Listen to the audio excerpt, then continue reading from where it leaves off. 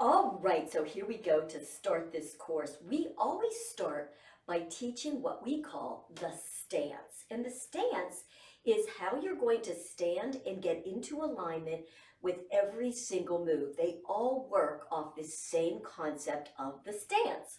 So that's why it's really important to kind of get this part together. It's the foundation of the whole program. So are you ready to get started? Here we go. Now, we always start by talking about our feet and the foot position. So here's where I want you to put your feet.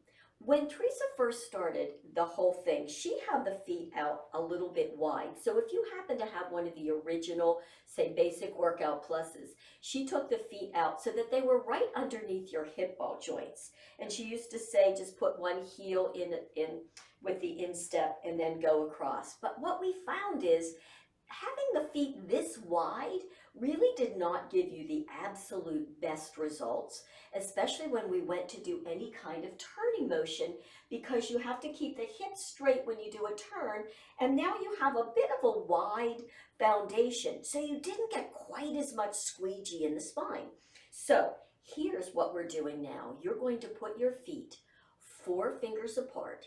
4 fingers meaning from the pinky right here to the pointer finger. So that's where you're going to measure your 4 fingers. So I'm going to just step back so you can see that. You want to also have your toes straight ahead and the sides of your feet are completely parallel. Now for me, I happen to absolutely walk like a duck. I mean, this is my normal. For me, if I'm looking straight ahead and I don't even realize, not thinking about my feet, that actually almost feels straight to me, and you can see how turned out they are. That's true with a lot of us. So one of the things that we do in T-TAP is we always bring our toes straight ahead with parallel feet, 4 fingers from essentially the heel. Now, in order to get the feet parallel, you're probably going to actually be 3 fingers from the big toe ball joint. So you can see my feet are pretty close together. Caveat here, if you happen to have a little bit wider or bigger thigh, and this is just way too close for you, like your thighs are just touching and it's really uncomfortable, then feel free to bring them out a little bit further so that you can be comfortable. But in all honesty, as I'm standing here like this with my feet that close and straight, it feels very odd. So with T-TAP, here's a whole rule. If it feels natural, whatever you're doing, you're probably doing it wrong. So none of this is going to feel natural, mainly because in order to reshape the body, we're taking it from what we normally do to almost an exact opposite. And that's how we're going to be able to activate muscles that aren't normally activated in your normal stance and your normal movements. Okay, so all right, so we've got the feet straight, 4 fingers apart. Now the next thing that we do is bend those knees. So many of us are just not used to bending our knees. As a matter of fact, most of us women tend to lock our legs back. Now I just want you to notice something right here. When you lock your knees back, typically that makes us almost lean slightly forward and put a lot of weight right here on the lower back, and then the belly pudges forward. So this is a very common posture for a lot of us, in slight leaning forward. So again, T-TAP's going to take us to the opposite place. So here's what we're going to do. We're bending the knees. So if you're somebody who locks back, bend even deeper than you think you should, okay, or that's normal for you. All right, so bending the knees.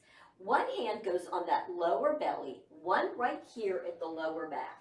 Now it's not over here, but right here in the center, so that you can take your hand and push down to almost curl that tailbone. And when you do that, automatically your front's going to pull up. So it looks like a tuck curl under. Then push this front hand up to lift your ribs. That's a weird thing all in and of itself. So I'm going to stop here for a second and draw my arms down. What I'd like to do when I'm teaching stance is give you a few different ways to do this, some different movements, some different words in order to get you into the same position, because a lot of us don't really resonate with certain words and certain terms. So Pardon me, but I'm going to give you another way to do it now. So again, checking the feet, that's all the same, bending the knees. So for me, a lot of times Teresa would teach this, hand on belly, hand on back, and a lot of people love that because you get a felt sense of that hand here, so you can really do that. For me, I prefer the whole idea of thinking like I have a tail on my sacrum, right down here. I'll give you here's my tail. And I like to feel like I'm taking my tail and pulling it way down into the ground, almost connecting down to my heels. You're going to get the same result as you do it. So that's what I'm going to say when I do this. So again, bending the knees, tail down, and just take a minute to do that. As your tail goes down, you'll feel this rise up. So a lot of people are like, oh, I can't breathe if I'm holding my belly in. You don't even have to think, hold the belly in. You can just think tail down and automatically this is going to lift because what we do in the back affects what we do in the front. All right, so here we are at this point. The next thing that we say in our stance is ribs up. Such a weird concept. So hang in there with me. I'm going to give you a few different ways to think about it, okay? Ribs up essentially means if you're putting your hands on your rib cage, you can even do this, kind of find the bottom of your rib cage with your thumb, hands around. We're lifting that whole rib cage up.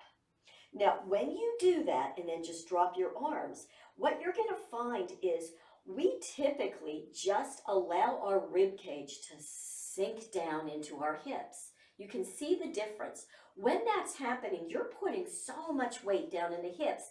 It can cause a lot of hip pain. It can cause you to have poochy tummy and a lot of muffin top and just all kinds of things that don't sound so good and don't feel as good. Even when you're walking, having all this down here makes it difficult for you to swing your legs. So ribs up is a huge, huge concept. So again, just thinking, lifting the ribs. Now, I'm going to give you another visual. See how this is. You can even kind of tap right here at your breastbone, kind of at the cleavage, and pretend like you have a string here, and you're going to lift the string. That also will help you get the ribs up. Do you see the difference? And drop. Now, here's another way to think about it. You can go ahead and inhale, hunch, and really stretch up so you're lifting here. Now notice I am doing a lot of it from my shoulders. So I'm lifting up just to get some leverage up there. But now I'm going to think I'm going to take my shoulders back a little bit. I'm going to connect brain to body to my shoulder blades. And I'm going to slide my shoulder blades down, but keep my ribs lifted. I personally like that. I love the idea of thinking about my shoulder blades sliding down and in, but use whichever one it is for you. And I'm going to come out of it and drop. Can't you see the difference though, even in how good it looks when our posture is not good? Here's where our posture normally is with the shoulders slightly rolled forward and we're kind of sunk down into our hips versus lifting the ribs, coming up and around. Can you see the difference in that? Doesn't that look great? So I'm going to stop this video for a minute and then we're going to continue on with the stance in the next video.